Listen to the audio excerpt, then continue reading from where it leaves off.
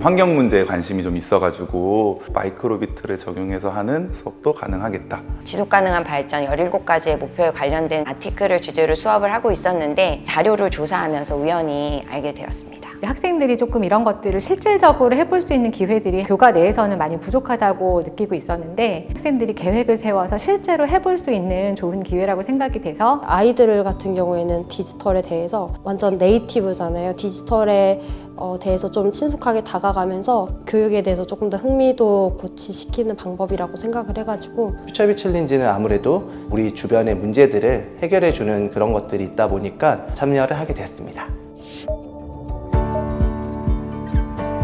요즘 공기가 안 좋은 날이 많잖아요. 근데 이 친구가 또 이렇게 약간 천식 같은 게 있어가지고 숨을 편히 쉴 수 있게 도와주는 공기청정기를 만들었습니다. 수업 시간에 일정 데시벨 이상의 소리가 나면 알람이 울리도록 집중벨을 만들었습니다. 할머니가 인터넷 쇼핑이 너무 어렵다고 하셔서 쉽게 인터넷 쇼핑을 할 수 있게 한 소녀가 꿈이 있는데 주변 환경을 설득해서 소녀의 꿈을 좀 더 나아갈 수 있게 해줄 수 있는 연산을 잘하지 못하는 학생들을 위한 랜덤 덧셈 퀴즈를 제작했습니다. 과제를 제출하는 과제 제출기를 만들었습니다. 키오스크 도움이라고 하는 프로젝트를 진행했고 더하기를 잘하지 못하는 어린이들을 위해 계산기를 만들었습니다. 말을 하기 어려운 친구들을 도와주는 대화 도움이라는 외국인과 어린이들을 위해 한글 표현이라는 프로젝트를 하였습니다.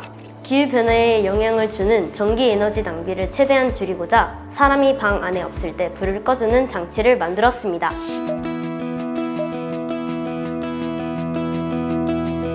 수업을 하면서 학생들한테 뭔가 관찰을 하거나 어떤 문제사항을 잘 분석할 수 있는 그런 힘이 좀 필요하다고 생각을 하거든요. 지속가능 발전 목표를 학생들이 잘 몰라요. 그거에 대한 이해를 잘 할 수 있을까라는 고민을 했었는데 잘 이해하고 몰입하는 모습이 되게 보기 좋았습니다. 처음 주제를 들었을 때 사회 문제랑 어떻게 코딩을 접목을 시켜갖고 뭘 만들 수 있을까라고 생각을 해봤는데 해결하기 위해서 단계들을 생각을 해보니까 결국 잘 만들 수 있었던 것 같아요. 사회 문제를 토대로 친구들이 한 프로젝트를 듣다 보니까 이런 사회 문제를 이런 해결 방안으로 처리할 수도 있겠구나라는 걸 느끼면서 어머니가 키오스크를 할 때 항상 헤매는 거를 자주 봤었어서 키오스크 사용법을 교육하는 거에 대해서 어떻게 할까 고민을 하다가 마이크로비트의 사운드를 얘기하는 기능이 있어서 그 기능으로 절차를 배울 수 있게 만드는 프로그램을 만들었습니다. 발명품을 만든다고 생각해보자. 그러니까 아이들이 아이디어만 구상한 거를 넘어서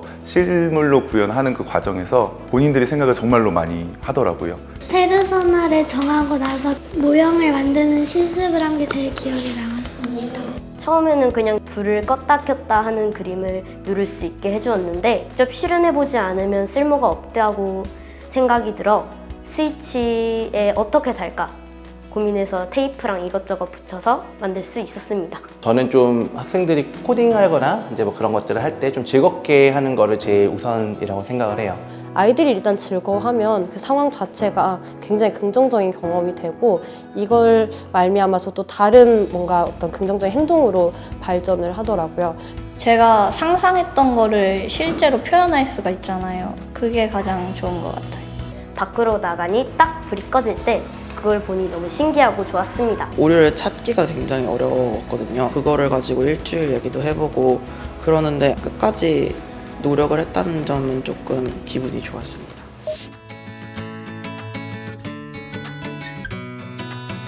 제가 아이들을 좀 이렇게 많이 봐줘야 된다라는 생각을 했었었는데 본인들의 상황에 맞는 그런 문제들을 고르더라고요. 단지 영어가 교과가 아니라 의사소통의 수단으로 자기 프로젝트를 소개할 수 있는 그냥 사용하는 언어로서 쓸 수 있다는 점에서 조금 의미가 있었다고 저는 생각합니다. 목표가 분명히 제시가 되었을 때 학생들은 그 안에서 자기의 역량들을 충분히 발휘할 수 있는 역량들이 있는 거구나라는 걸 느꼈고 구체물을 직접 만드는 걸 보니까 도전할 수 있는 그런 기회만 주어진다면 충분히 무엇이든 이루어낼 수 있는 친구들이구나 이런 걸 되게 많이 느꼈습니다.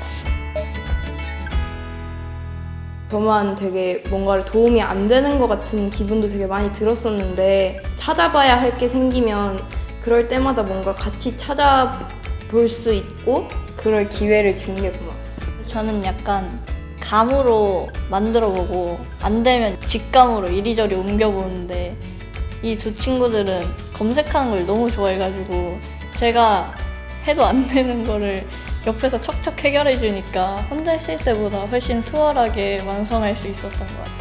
난 이걸 할 줄 모르는데 너가 하면 좋을 것 같아. 이런 어려움 같은 걸 채워나가거나 이건 너가 해, 이건 내가 할 테니까 너 정말 잘했다 이러면서 칭찬을 주고받거나 아니면 서로 부족한 걸 채워줄 때 조금 즐거웠어요. 처음 해보는 거여서 잘 못했거든요. 근데 다니가 여러 번 해본 것처럼 척척 해주니까 조금씩 경험도 쌓고 좋은 것 같아요. 서로의 아이디어에서 조금씩 따와서 이제 되게 조금 완성도 높은 완성품을 만드니까 저는 되게 좋고 뿌듯했던 것 같아요. 제가 약간 그 그림 같은 걸 잘 못 그리는데 여기 포스터를 친구들이 좀 잘 해줘가지고 좋았던 것 같아요.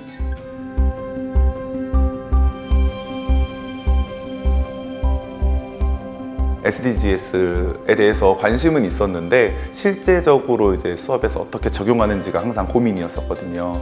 근데 이런 일련의 프로젝트를 통해서 아이들과 고민해보는 과정이 좀 의미 있었다고 생각이 듭니다. 덥석 시작을 하고 보니 무언가를 함께 해나가야 했고 그리고 그 해답을 아이들이 함께 해줬기 때문에 저도 되게 성장을 할 수 있었어요. 학생들한테 이런 어떤 프로젝트 수업을 할 때 약간 목표가 중요하거든요. 퓨처비 챌린지가 그런 동기유발에 대한 의미, 가치가 있다고 생각을 합니다. 사실 공교육이 지금 12년 과정이 아이들에게는 어쩌면 마지막 결론이 자기가 원하는 대학에 합격하느냐 불합격하느냐 그걸로 아이들이 결론이 나버리잖아요. 하지만 사실은 더 소중한 것들은 아이들이 그동안 쌓아온 내가 성장의 과정에 있다는 거를 경험해주게 하는 게 퓨처비 챌린지의 한 부분인 것 같아서 한국에서 여러 과정들을 경험하고 있는 모든 학생들에게 정말 강하게 추천하고 싶은 활동입니다.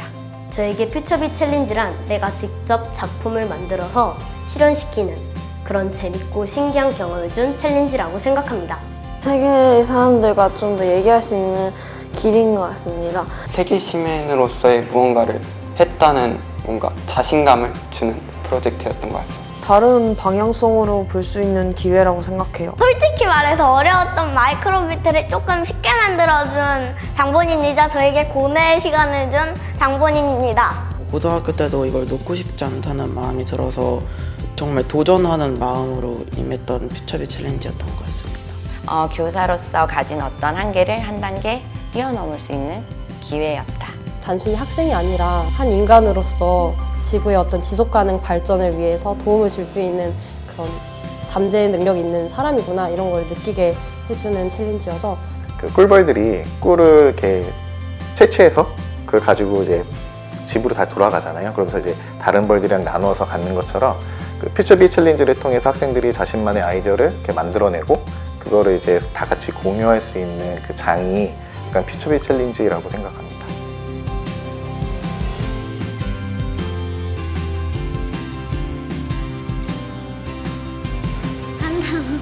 한 단어로 설명하지 못해요. 소리가 나면 알람이 울리는 시스템입니다. 아 까먹었다. 그거 다시 보고 해도 돼요? 잠깐만요. 안녕 뭐요? 챌린저스. 그것만 하면 돼요 지금? 네네. 안녕 챌린저스. 안녕 챌린저스. 한 번 더 해보자. 안녕 챌린저스. 안녕 챌린저스.